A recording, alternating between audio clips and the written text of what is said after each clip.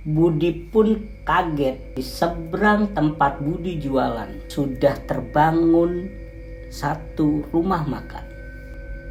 Ternyata warung milik Pak Dodo itu menaruh tali pocong.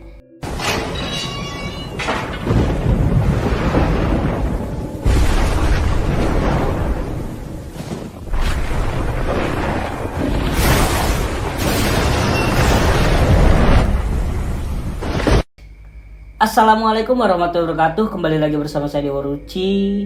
Sebelum saya memasuki alur ceritanya, alangkah baiknya buat sahabat-sahabat misteri dimanapun kalian berada, tidak lupa untuk menekan tombol like, comment, share, dan subscribe agar saya lebih semangat lagi membawakan kisah-kisah misteri di seluruh Nusantara. Kisah ini saya dapatkan dari teman saya, yaitu bernama Budi. Dan kebetulan yang menceritakan ini adalah pihak yang memang benar-benar mengalami kejadian ini. Budi itu adalah seorang pekerja penjahit. Gajian Budi tentunya tidak sama dengan pekerja di pabrik. Budi mendapatkan gajian yaitu selama 1 minggu sekali, dan liburnya pun seminggu sekali.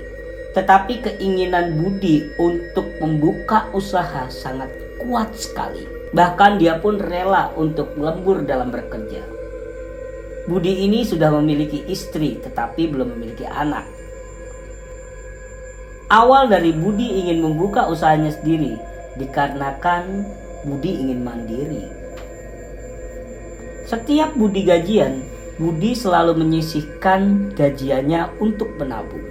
Tentunya jika nanti sudah banyak, dia akan membuka usaha sendiri. Singkatnya, Budi sudah bekerja selama setengah tahun. Dan akhirnya uang yang sudah disimpan Budi itu pun sudah cukup untuk membuka usaha sendiri. Tetapi di sini Budi masih bingung, dia mau usaha apa? Karena dari dulu Budi selalu menjadi karyawan jahit. Di sore hari Budi sedang berjalan-jalan di dekat rumahnya. Akhirnya terlintaslah dalam benak Budi bahwasanya Budi ingin membuka usaha nasi goreng pada malam hari. Karena di sekitar rumah Budi tidak ada warung yang buka sampai larut malam.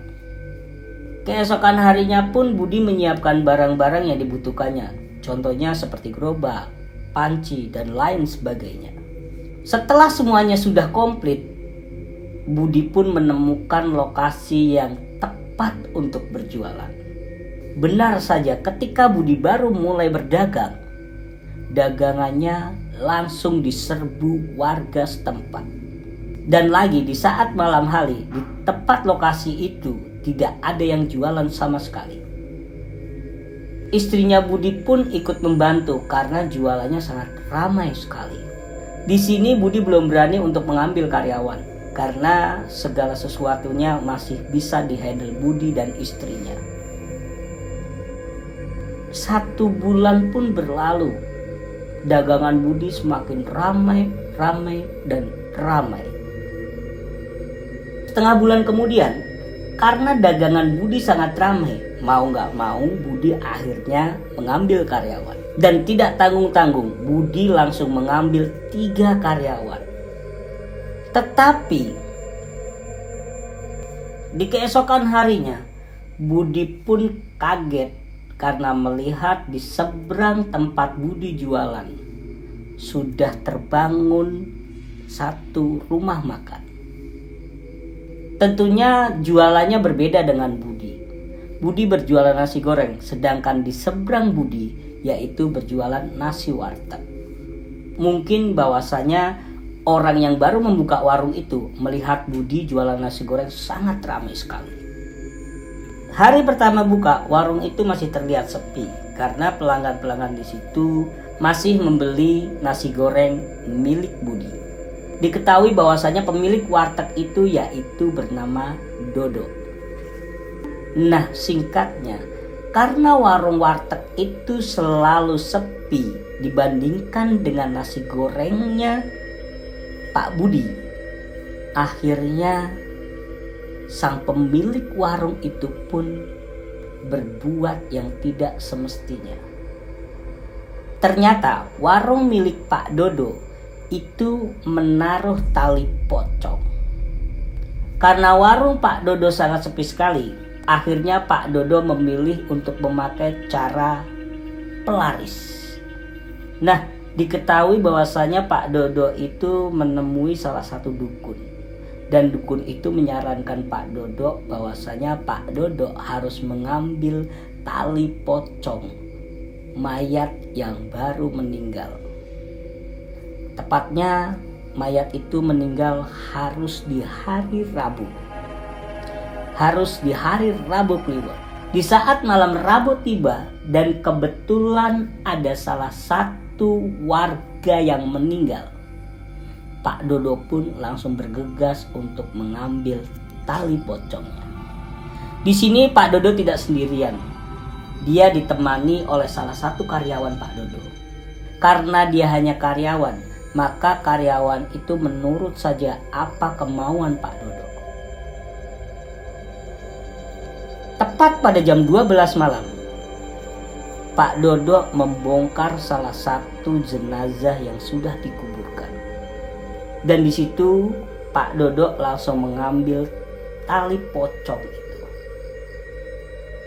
Sesampainya Pak Dodo tiba di rumah dukun dan memberikan tali pocong yang baru didapatnya, dukun itu pun berkata bahwasanya tali pocong ini harus dikubur tempat di mana nasi goreng milik Pak Budi itu jualan. Keesokan harinya pun setelah warung milik Pak Budi tutup, Pak Dodo pun langsung bergegas untuk menguburkan tali pocong itu di tempat warung Pak Budi. Di keesokan harinya, setelah Pak Dodo menguburkan tali pocong itu, Pak Budi pun berjualan. Alangkah kagetnya Pak Budi ketika baru saja warungnya dibuka, ternyata nasi yang sudah matang ingin digoreng itu berubah menjadi belatung. Pak Budi di sini benar-benar heran akan kejadian yang baru saja dialaminya. Karena nasinya seketika menjadi belatung, akhirnya Pak Budi pun memutuskan untuk membuang nasi itu dan mengambil nasi cadangan di rumahnya. Setelah nasi cadangannya sampai di warung Pak Budi, dan kebetulan di situ sudah ada pelanggannya yang menunggu, Pak Budi dikejutkan kembali. Kali ini bukan nasinya yang menjadi belatung, tetapi ayam yang sudah matang itu mengeluarkan darah. Mau tidak mau, Pak Budi juga membuang ayam itu. Dan alangkah sialnya, Pak Budi tidak memiliki cadangan ayam di rumahnya. Karena warung Pak Budi tutup, tentunya para pelanggan-pelanggan yang sudah jauh-jauh ingin membeli nasi goreng Pak Budi lari ke warung Pak Dodo. Karena Pak Budi mengalami sesuatu yang belum pernah dialaminya, Pak Budi pun memutuskan pulang ke rumah. Nah, sesampainya di rumah, Pak Budi dikejutkan kembali dengan melihat sesosok pocong yang berdiri tepat di depan rumah Pak Budi. Ternyata tidak hanya Pak Budi saja yang melihat, istrinya pun juga melihat. Karena Pak Budi bingung ingin tidur di mana, mau tidak mau Pak Budi dan istrinya pun harus tidur di rumahnya. Dengan segala keberanian Pak Budi pun membaca doa. Setelah Pak Budi membaca doa, sosok pocong itu pun hilang dari depan rumah Pak Budi. Dan Pak Budi akhirnya bisa masuk ke dalam rumah. Gangguan itu pun kembali. Kali ini pocong yang tadi di depan itu muncul di kamar mandi di saat istrinya ingin buang air kecil. Karena istri Pak Budi melihat pocong, istri Pak Budi pun langsung berteriak kencang meminta tolong. Dan Pak Budi pun langsung menghampiri istrinya untuk menolongnya. Di sini Pak Budi benar-benar tidak tahu apa yang terjadi. Akhirnya Pak Budi pun bercerita kepada temannya yang indigo. Setelah Pak Budi bertanya kepada temannya melalui telepon, temannya pun berkata bahwasanya warung di tempat kamu ditaruh tali pocong. Tetapi temannya tidak bisa membantu karena temannya tidak mau mendapatkan resiko yang besar. Mungkin teman Pak Budi itu tidak mampu untuk memindahkan tali pocong itu, sehingga teman Pak Budi tidak mau membantu Pak Budi. Pak Budi pun di sini bingung. Dia harus meminta tolong kepada siapa lagi. Akhirnya, setelah 2 hari tidak jualan, Pak Budi pun nekat untuk berjualan kembali. Alangkah sialnya Pak Budi dan istrinya. Baru saja sampai di tempat jualan, kaki istri Pak Budi terkena paku. Padahal di tempat itu benar-benar bersih, tetapi kenapa ada paku yang menancap di kaki istri Pak Budi? Karena Pak Budi sudah kepalang tanggung jualan, istrinya pun dibawa oleh karyawan Pak Budi untuk ke rumah sakit. Nah, di situ hanya Pak Budi saja yang menjaga nasi gorengnya. Tak lama menunggu, ada 2 orang yang memesan nasi goreng Pak Budi. Dan dia sambil berkata, "Pak, kok gak jualan itu kemana? Apa pulang kampung?" Pak Budi tidak mau membuka apa yang sudah terjadi.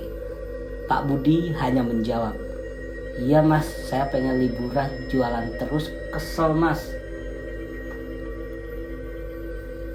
Dan sang pembeli itu pun langsung berkata, "Yaudah pak, langsung bikinin 2 ya." "Oke mas." Di saat Pak Budi memasak nasi gorengnya, Pak Budi tidak mengalami apa-apa. Hanya istrinya saja yang baru sampai kakinya tertancap paku. Setelah masakannya jadi, Pak Budi pun mengantarkan nasi goreng itu kepada pelanggannya. Tetapi tak lama berselang, pelanggan itu pun marah kepada Pak Budi. Karena di dalam nasi yang dipesan oleh pelanggan itu terdapat bangkai tikus di dalamnya. Nasi itu pun langsung dilemparkan ke wajah Pak Budi. Dan pelanggan itu pun langsung pergi. Alangkah sakit hatinya Pak Budi. Pelanggan itu pergi menuju warung di mana Pak Dodo jualan.